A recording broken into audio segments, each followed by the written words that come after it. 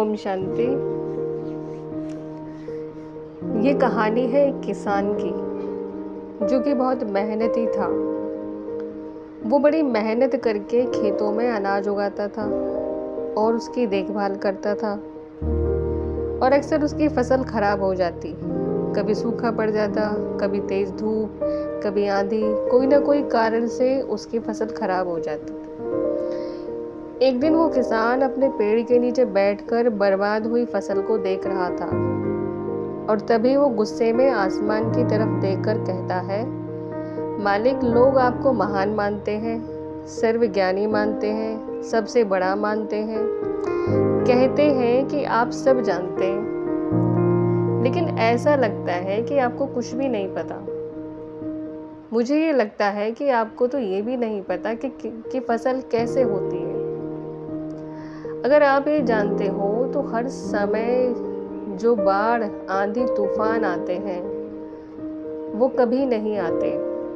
आप नहीं जानते कि कितना नुकसान उठाना पड़ता है हम किसानों को। अगर मेरे हाथ में शक्ति होती कि जैसा मैं चाहूँ वैसा मौसम हो जाए, तो फिर आप देखना कि मैं फसल को कितने अच्छे से उगाता हूँ। तभी उतने में ऊपर से आवाज़ आई, मैं तुझे ये शक्ति देता हूँ, आज से तू जैसा चाहे वैसा मौसम करके फसलों की रक्षा कर सकता है। एक दो दिन गुजरने के बाद किसान ने अपने खेत में फसल उगाई। किसान के पास वो शक्ति थी कि वो जैसा चाहे वैसा मौसम कर सकता था। किसान ने आंधी, तूफान, बाढ़ कुछ भी अपने खेत पर आने नहीं दिया। उसने अपनी फसलों को नष्ट होने से बचाया। उस साल उस किसान के खेत में ऐसी फसल हुई जो कभी नहीं हुई। मन ही मन वो किसान बहुत खुश हो रहा था और सोच रहा था कि ईश्वर को बताऊं कि इसे कहते हैं शक्ति का सही इस्तेमाल। कुछ दिन और गुजरने के बाद फसल कटने के लिए तैयार हो गई। किसान बड़ी उत्सुकता के साथ फसल को काटने लगा, पर जैसे ही उसकी नज़र गेहूं की बाली पर पड़ी, वो हैरान रह गया क्योंकि उन बालियों में दाने ही नहीं थे। गेहूं की एक भी बाली के अंदर गेहूं का दाना ही नहीं था। सारी बालियां अंदर से खाली थी।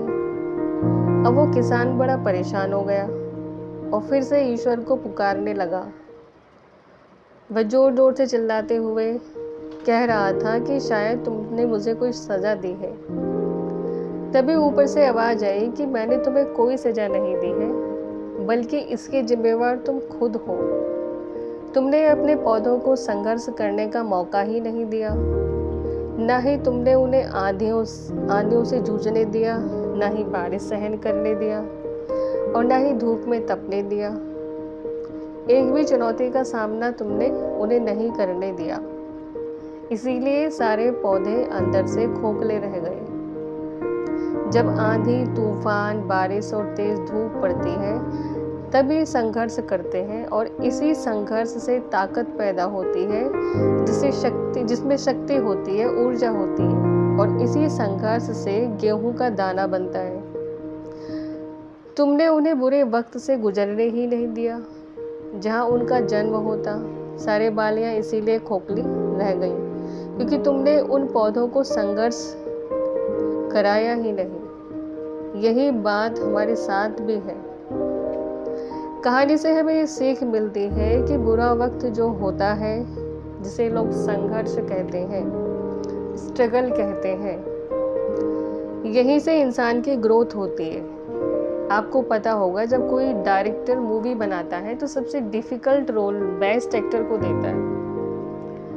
तो जब भी आपको ऐसा लगे कि आपकी ज़िंदगी में तकलीफ़ें हैं और आपकी किस्मत ख़राब है तो खुश हो जाइएगा, क्योंकि उस ईश्वर ने ये सारी प्रॉब्लम आपकी लाइफ में क्यों दिए हैं, क्योंकि उसको पता है कि आप इन सब को पार करके आगे निकल सकते हो। सोच कर देखो, अगर आपकी ज़िंदगी में कोई प्रॉब्लम ही ना हो, कोई संघर्ष ही ना हो, तब ज़िंदगी जीने का मज़ा ही नहीं आता। तो भविष्य अनिश्चित है। जीवन में कोई नहीं जानता उसका आने वाला समय कैसा होगा।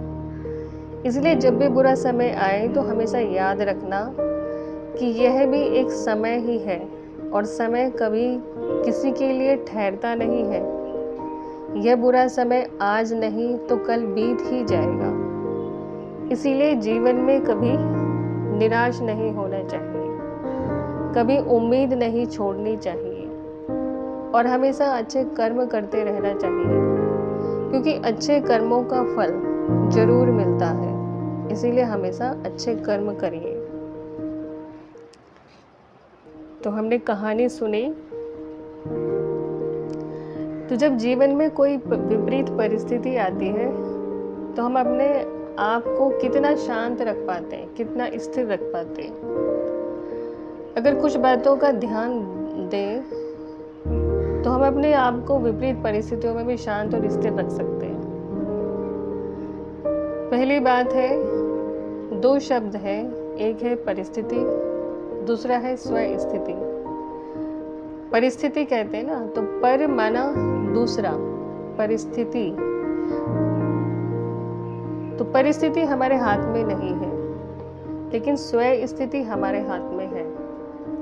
अगर स्व स्थिति अर्थात हमारे मन की स्थिति सकारात्मक है तो परिस्थिति भी बदल जाएगी, क्योंकि हम अपने आंतरिक स्थिति के निर्माता खुद हैं। हमारी आंतरिक स्थिति हमारे अपने हाथ में है, परिस्थिति बाहर है। जैसे किसी को कोई सीरियस बीमारी हो गई है, अगर वो व्यक्ति हिम्मत दिखाए तो उस बीमारी के ठीक होने के चांस बढ़ जाते हैं। मान लो बिजनेस में कोई बड़ा लॉस हो गया है, उस समय अगर आप अपने आप को सकारात्मक रखकर फिर से आगे बढ़ते हैं तो बिजनेस के फिर से ठीक होने के चांस बढ़ जाते हैं। दूसरी बात है कि समय परिवर्तनशील है, समय सदा एक जैसा नहीं रहता। बुरा वक्त भी गुजर जाता है तो अच्छा वक्त भी गुजर जाता है। तीसरी बात है, स्वीकार करना सीखें। किसी भी परिस्थिति में हमारे पास दो विकल्प होते हैं, स्वीकार करना या इसका विरोध करना। विरोध करने का अर्थ है क्या क्यों के प्रश्नों में खुद को उलझाना। स्वीकार करने का अर्थ है कि ये पल जैसा है उसे वैसे ही मानकर इसके साथ बहें और आने वाले समय पर काम करना शुरू करें।